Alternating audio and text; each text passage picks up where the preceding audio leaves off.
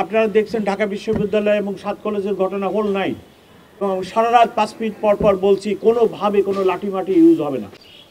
আমি ক্ষমাও চেয়ে নিচ্ছি, আমার ইন্সপেক্টর জেনারেল ক্ষমা চেয়ে নিচ্ছে যে আমার পুলিশ আপনাদেরকে মারতে চায় না, আমরাও মরতে চাই না। আমাদের বাণী এখন একটাই, আমরা কাউকে মারতে চাই না, এদেশের লোক আমরাও মরতে চাই না। আমি কোনো ব্রিটিশ পুলিশ কমিশনার না, আমার ডান্ডি বামে আমার সহকর্মীরা কোনো ব্রিটিশ না, আমি ব্রিটেন থেকে আসি নাই, আমি কোনো কলোনিয়াল পুলিশ কমিশনার না, আমি কলোনিয়াল পুলিশ কমিশনারের মতো আচরণ করতে পারবো না।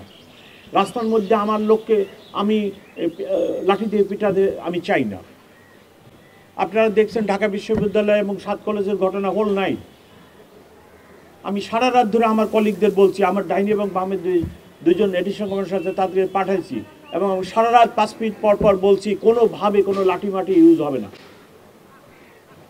আমি কোনো লাঠি ইউজ করিনি, আমি 1-2টা গ্যাস আর একটু সাউন্ড গ্রেড, যখন রক্তক্ষয়ী সংঘর্ষে লিপ্ত হওয়ার উপক্রম হয়েছে আমি এটা করছি।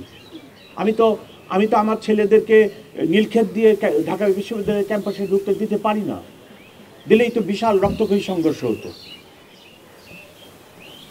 সো আপনাদের মাধ্যমে আমার রিকোয়েস্ট, আপনারা ঢাকাবাসীকে বলেন, আমি ঢাকাবাসীর পুলিশ কমিশনার, আমার পবিত্র দায়িত্ব সবাইকে নিরাপদ রাখা। ট্রাফিকও আমার নিয়ন্ত্রণে থাকে, আসে, কাজ করি।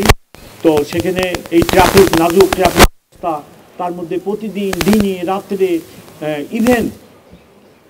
ইভেন আজকে শুক্রবার, আজকে আপনারা দেখেন কতগুলো প্রোগ্রাম, কেউ পুলিশ হেডকোয়ার্টার ঘেরাও করবে, কেউ আরও আছে কয়েকটা। আপনারা যদি রাস্তায় এত প্রোগ্রাম করে তাহলে আমরা কীভাবে সম্ভব এটা বলেন? আমাকে বোঝায় বলেন। আপনি এখানে দাঁড়ান, আপনি আমার দায়িত্বটা নেন।